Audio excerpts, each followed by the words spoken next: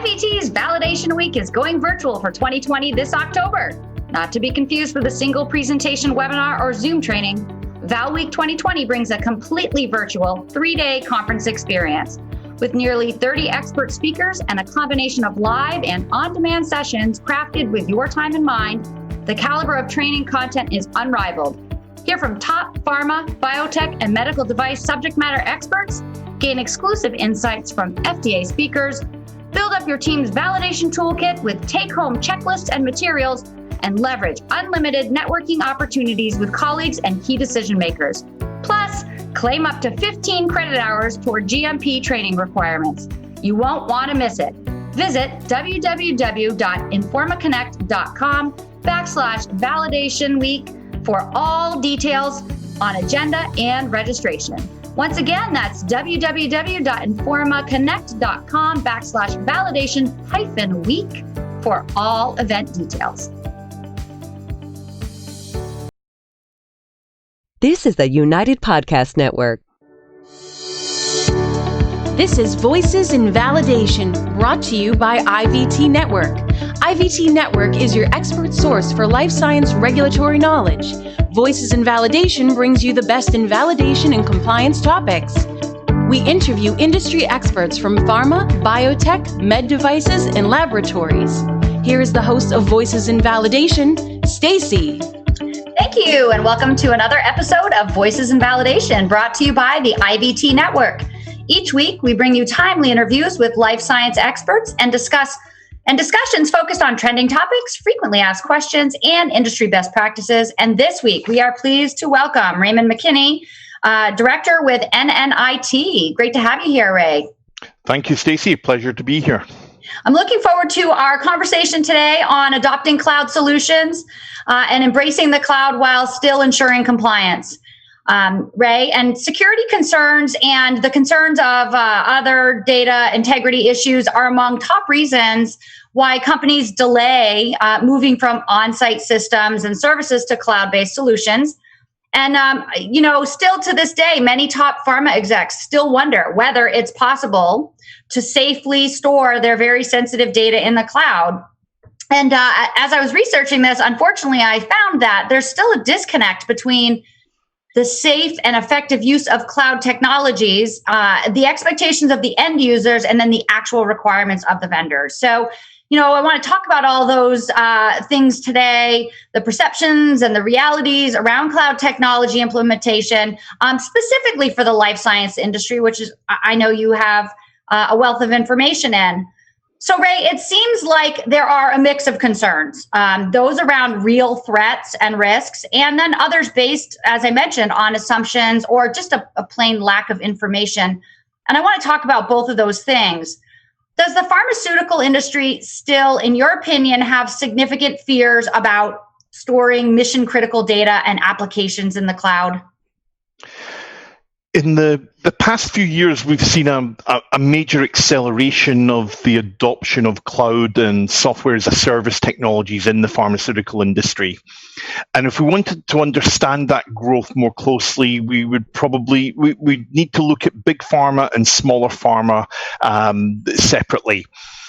In the case of the small pharmaceutical firm, typically a company with its first product still in phase 2 or phase 3 development, where cash burn and keeping management's focus on getting those first drugs to market are the really big priorities. These companies have been jumping in with both feet. They've been embracing SaaS applications wherever they're available.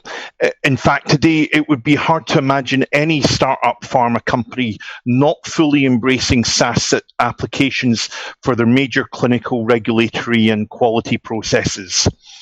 In the larger multinational pharmaceutical firms, big pharma, if you like, not surprisingly, they've taken a more tentative approach.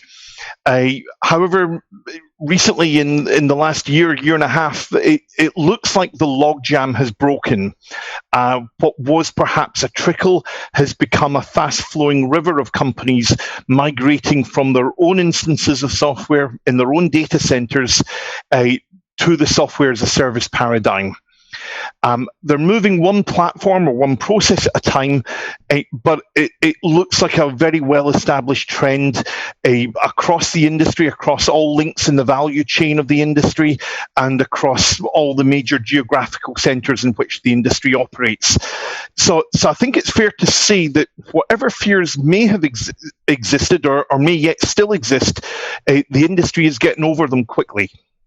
Well, that's good to hear because, you know, the pharma industry has never been one that's very quick. Yes. Big change to move forward. You know, they do it, but it takes a long time and they have to feel comfortable with it. So I'm glad to hear that, you know, you are seeing some progress there. So, and then those fears that, you know, that remain in the industry are beyond what you just mentioned. Are they legitimate? Are there increased risks for pharmaceutical process interfacing with cloud-based data and applications? And are you finding, you know, that it's the companies with legacy systems that are having, you know, the biggest challenges in terms of converting to really a much more sophisticated technology? To talk about what you really think are the actual remaining fears that are there. Sure. A lot in that one question, but I think we can say that in life sciences IT and in the management of GXP systems in particular, we're always highly focused on security and data integrity. Mm-hmm.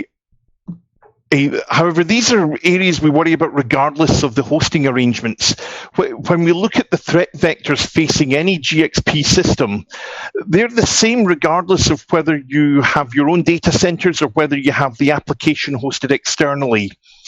And with this rapid adoption or rapid increase in adoption that we're seeing towards SaaS systems, I think the on-premise versus cloud and SaaS debate is coming to a natural end. Okay. There will not be many senior IT managers in the pharmaceutical industry today still trying to push that tide back. That's not to downplay the importance of cybersecurity, but I do think it's more that the issue has moved on to questions about ensuring that you have the right vendors and the right implementation partners. But the risks like phishing, social engineering, malware, ransomware, disgruntled administrators, ex-employees, these risks are with us regardless of where the server resides. There are some old long-standing architectural scare stories that go back years, like multi-tenancy and my data will be mixed up with other people's data. These risks just haven't materialized in reality or in practice. So I think it's fair to say that there are different actions required when you're dealing with a SaaS system compared with something you're hosting yourself. Monitoring of security in a cloud environment definitely adds an extra layer of complexity. But I think the pharmaceutical industry is writing the last chapter in this debate and coming down heavily on this side of going to the cloud. But you mentioned an issue there that I think is very interesting as well, the issue of just the hurdles and friction associated with migration or executing those projects. And I think that's probably more the issue. It's not that people have strong fears of security. It's just that when you have a highly complex, custom integrated data model in an existing series of applications, it's perceived that this is going to be an overly expensive and very difficult and risk-laden adventure to get your data from this highly customized platform into some more standardized SaaS-based platform. And that's something where we in NNIT have become specialists in. Our Valiance division are probably the leaders in data migration, and specifically for this field, specifically for this purpose of migrating existing data from existing on-premise applications to the state-of-the-art SaaS applications we see today, and we get involved in doing some quite complex data migrations, but Valiance have a suite of tools and capabilities that basically lift that burden from the end-user pharmaceutical firm. We're able to take care of that and make sure that goes smoothly. Well, I'm sure that's a relief, because I know that there are a lot of fears. I mean, I don't want to call them fears, but there are some hesitations still on Big Pharma's part, because of the difficulty, right, that they perceive in making this switch. So I'm glad that there are teams of folks out there that can help with that, and it's not just on their shoulders, because, at the end of the day, they have a lot to do making drugs and getting them to the patient. So it's, just based on everything you said, Ray, it sounds like the benefits of cloud computing are now widely understood in the industry, and pharma execs and people who are making procurement decisions are feeling more comfortable with that. What are the advantages of cloud or SaaS computing, as you just mentioned, that buyers might not yet, in pharma, might not yet really fully appreciate or understand? Yeah, I think you're right that the main benefits are now well understood. And just to recap, basically moving costs from the balance sheet to the profit and loss statement are always going to appeal to CEOs and the finance people. Mm-hmm. The ability to automatically stay current with the latest versions of software and matching your cash outgoings more closely with your revenues. These are just common sense actions for any business. And I think that the industry is embracing this, and almost everyone is getting it. However, in the pharmaceutical industry, we have some additional hoops to jump through with regards to software validation and compliance. Right. And maybe one of the areas not quite fully appreciated that is I've seen as a significant benefit for SaaS applications on the projects I've been involved in the last couple of years, has been in the ability to simplify validation and simplify compliance requirements. And perhaps it's just a function of the fact that SaaS applications today are recently developed from scratch, specifically designed with the needs of the pharmaceutical industry in mind. But we are able to kind of leverage some of their technical features to reduce the time and cost associated with testing. And to provide that as a concrete example, if we look at the Viva Vault platform, Viva Vault has an excellent and easy to read record of the steps that were executed in a workflow in the form of its audit trail. So if we're doing the validation of a Viva Vault application, if we validate the audit trail first, it allows us to write much more objective-based test cases, such as create a new SOP and have and demonstrate that the following roles can approve the SOP. So something at that high level, attaching the audit trail as test evidence provides very detailed objective proof of the actions that were performed during the execution of that workflow. Sure. We don't need anywhere near as many test steps or screenshots as we might have done in our, old 1990s era thinking about how validation needs to be done. And this, in reality, saves a lot of time and a lot of money. And yes, it is more of a function of the vintage of the software rather than the hosting model, but it is also generally true that the on-premise applications, even the latest of them, are usually built on top of existing legacy code and aren't typically designed specifically for pharmaceutical use, and certainly don't have the same pharma direct features that we see in the current crop of SaaS applications. So the savings associated from validation from going to a modern SaaS application are real and are available. Okay, great. I mean, it's not just the cost savings, as you alluded to, though. I mean, I think every business, of course, appreciates that. but the fact that they can save time and really that, their data has much greater integrity, right? With some of these solutions. Are there any risks or pitfalls of this model, that are not well understood by managers who may be just about to make a decision on one of these types of SaaS solutions? Yes. We've worked with a lot of very stressed out validation and quality directors at clients in the last few years who are getting it in the neck from their management about the compliance effort during the implementation phase and post-deployment operations, for a new SaaS platform. Executive management often get the idea that because it's SaaS, because someone else is hosting it, that the validation work, the change management processes, the configuration verification, maintenance work, periodic reviews, there seems to be this widespread misconception that all of these are now someone else's problem. Often we hear the quote that why isn't the vendor taking care of all of this? This seems to be the line that comes down from the rarefied air at the crucial point in projects.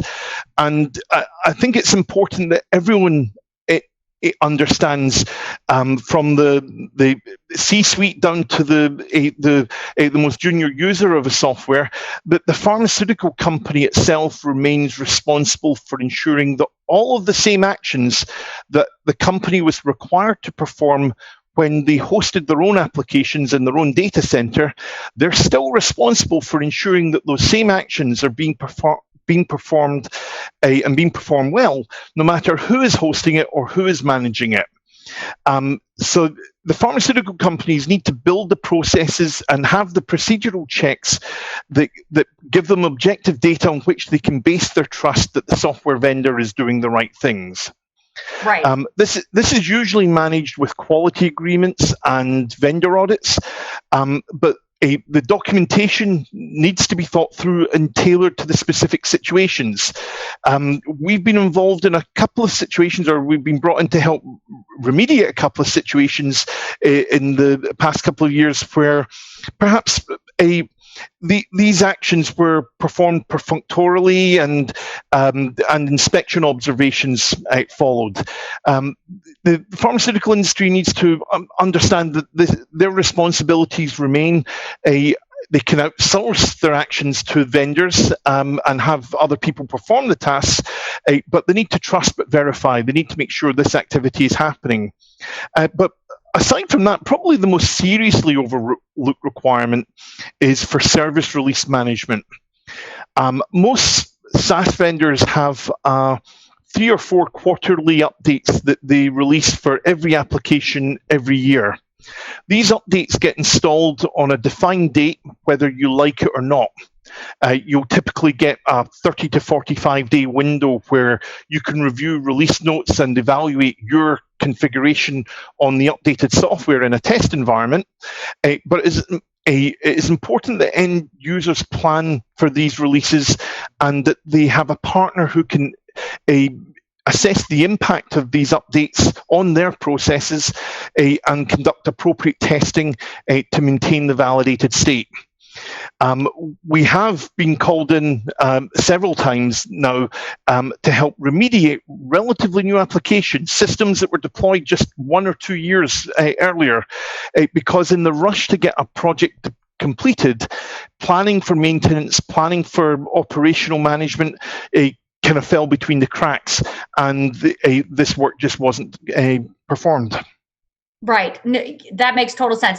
And it seems to me that, all of this, given some good conversations up front, can be much better understood, and that there can be, then it allows time for the company to create the appropriate processes, as you mentioned, and put in place protocols so that there's no surprises for anyone in the end.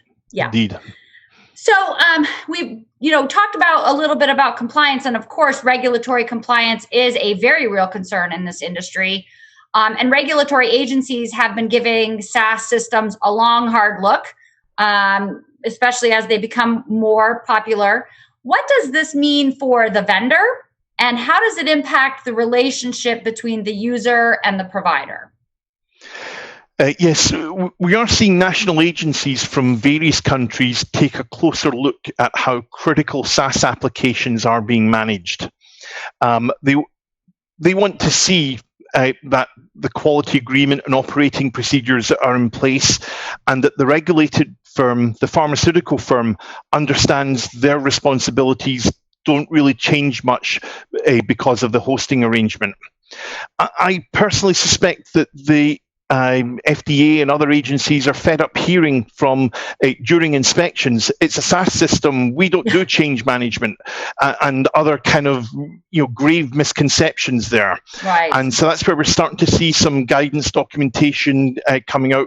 The EMA recently had a guidance document for clinical data systems in the cloud. And I think this reflects some frustration that's building with these misconceptions. For vendors, I expect the customer base is going to value vendors who get it much more highly. Vendors who can be relied upon to think ahead on behalf of the customers and help them meet their obligations more easily, rather than taking a very to the letter of the contract type approach.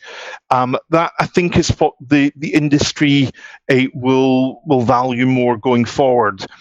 But the oversight from the end user firms, validation quality groups will always need to be there.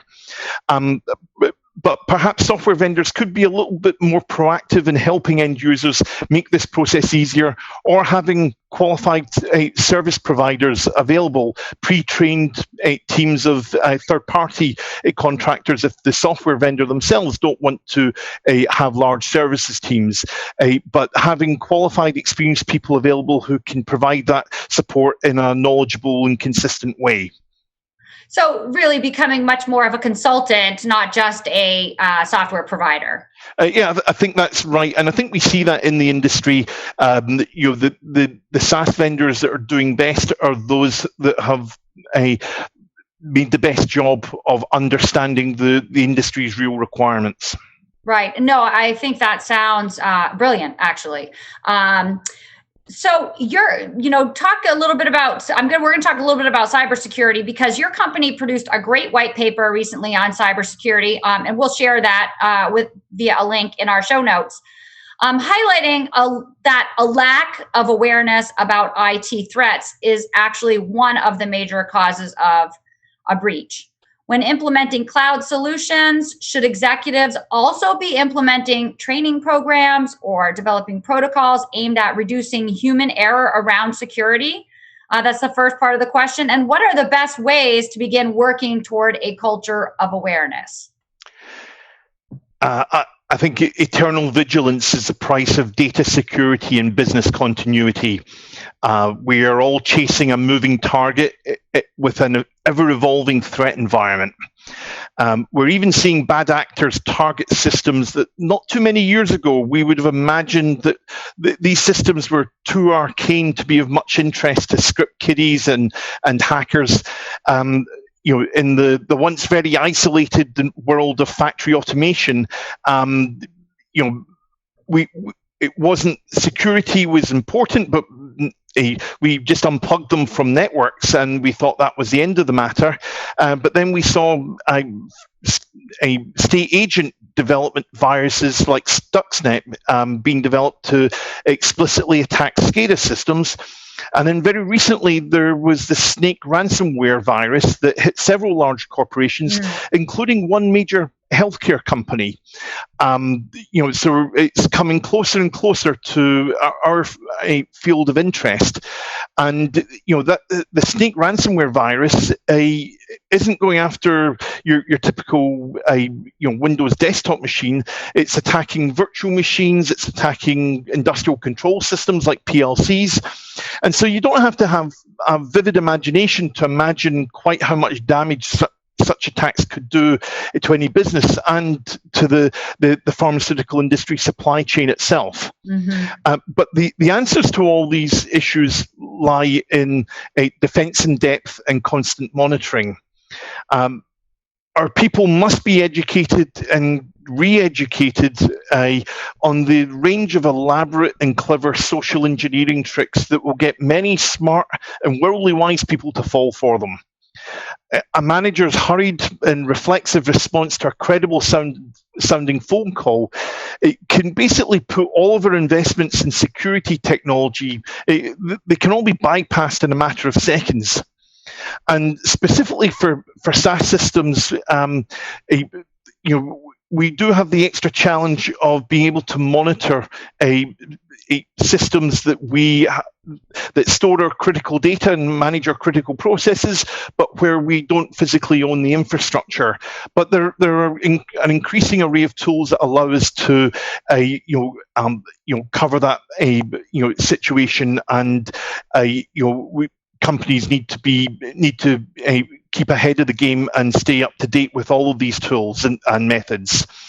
I think with most big pharma firms, they're in reasonable shape already. I think they take both the awareness issue seriously. They do train their people and retrain their people.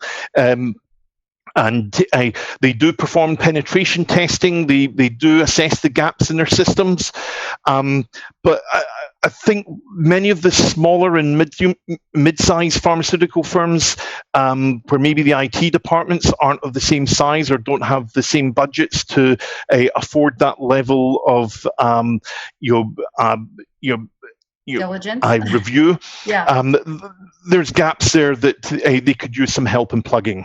Sure. Yeah. And because I do see, and it's not just with security issues, there's in almost every department across the industry, when things happen, when there's, audits, when audits occur and there's findings, very often it is due to human error. The mishap is due to human error. So I agree. I think training and retraining is very, very necessary to combat cybersecurity and every other. And coming back to our point that we made earlier, I think that's why the pharmaceutical industry is kind of closing the book on the debate over on-premise versus SaaS. The real threats and risks that are out there, aren't platform specific. Right. They exist regardless of where the server is. Right. No, I would agree. I would definitely agree with that. Well, Ray, we've had a great conversation today. I learned a lot, and hopefully our listeners did too. As we prepare to wrap up for today, I just wanted to see if there were any last ideas or tips that you'd like to leave our listeners with. Coming back to the issue of managing your SaaS systems and operations, I'd just like to summarize or reiterate the need to adapt a pharmaceutical company's processes to this new externally hosted environment. You can't throw your obligations over the fence. It is you, the regulated firm, the pharmaceutical firm, not the software provider, that has the obligation to meet your compliance requirements. And so, I would advise those end user firms to establish a relationship with a qualified and experienced service provider, like NNIT, of course, to manage your service release change management, analysis, and testing. We've got the system knowledge, experience, and tools to provide continuous verification of the validated state of your remotely managed systems. We can basically make the task of fulfilling those obligations that you retain much easier. You can't sign away your responsibilities, but you can contract with us and we can provide you with the impact analyses and the test evidence to support your conclusions on the validated state of your system. And so I think if you have any questions about validating SaaS systems, if you want to look into how to streamline your testing for projects you've got coming up, or if you're wanting to look at how to properly manage your SaaS systems in operation, please get in touch. Very good, Ray. Thanks so much. It's been a pleasure. My pleasure. Thank you. Thanks again to Ray McKinney. Great to have him here with us today. I also want to give a big shout out to our producer, Ben Kitchen, and the Studio 21 Podcast Cafe. Lastly, a big thank you to you, our valued listeners. If you have topic requests or guest suggestions, we'd love to hear from you about that. And if you enjoyed this episode, we ask you to subscribe in your podcast player of choice and share with your friends, colleagues, and online networks. For today's show notes and information on this podcast, please visit www.ivtnetwork.com. We'll be back again next week with another great interview. Until then, stay healthy and safe.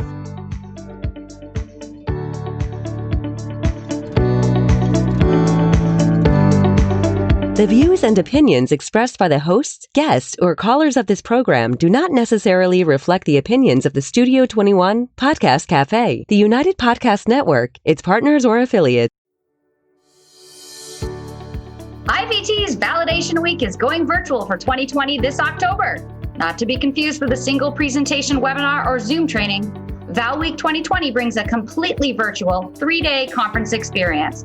With nearly 30 expert speakers and a combination of live and on-demand sessions crafted with your time in mind, the caliber of training content is unrivaled. Hear from top pharma, biotech, and medical device subject matter experts, gain exclusive insights from FDA speakers, build up your team's validation toolkit with take-home checklists and materials, and leverage unlimited networking opportunities with colleagues and key decision makers. Plus, claim up to 15 credit hours toward GMP training requirements. You won't want to miss it. Visit www.informaconnect.com/validation week for all details on agenda and registration. Once again, that's www.informaconnect.com/validation-week for all event details.